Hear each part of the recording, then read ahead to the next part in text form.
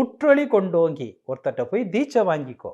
அவர்கிட்ட இருக்கக்கூடிய ஒளி அந்த உஷ்ணத்தினால உற்றொளி உள்ளே இருக்கக்கூடிய உற்றொளி கொண்டு ஓங்கி எங்கும் தன்மயமாய் ஞான உருவாகி இதில் பயிற்சி பண்ணினீங்கன்னா அவங்ககிட்ட உஷ்ணத்தின் மூலமாக பயிற்சி எடுத்துக்கிட்டிங்கன்னா ஞான உருவாகி உயிர்க்குயிராய் ஓங்குகின்ற நெருப்பே இறைவன் உள்ளே இருக்கிறானா அது போக முடியும் அப்படின்னு ஐயா சொல்கிறாங்க. சொல்லிட்டு அடுத்து அப்படியே வர்றாங்க.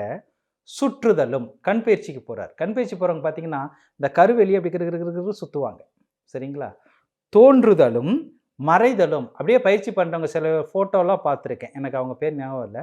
அவங்க ஃபோட்டோ இப்படி இருக்கும். இதில் பார்த்தீங்கன்னா இந்த கருவிழி மொத்தமாகவே உள்ளே போயிட்டுருக்கும். வெறும் வெள்ளையாக இருக்கிறது மட்டும்தான் தெரியும். அந்த கருவிழியை சுத்தமாக உள்ளே இழுத்துடுவாங்க. ஐயா சொல்கிறாரு, சுற்றுதலும் அந்த கருவிழியை சுற்றுதல், தோன்றுதலும் மறைதலும் சுத்தமாக மறைச்சிடுவாங்க. அந்த கருவிழியை உள்ளே மறைச்சிடுவாங்க. வெச்சென்றே சுடுதலும் இதனாலும் உடம்பு சுடும்.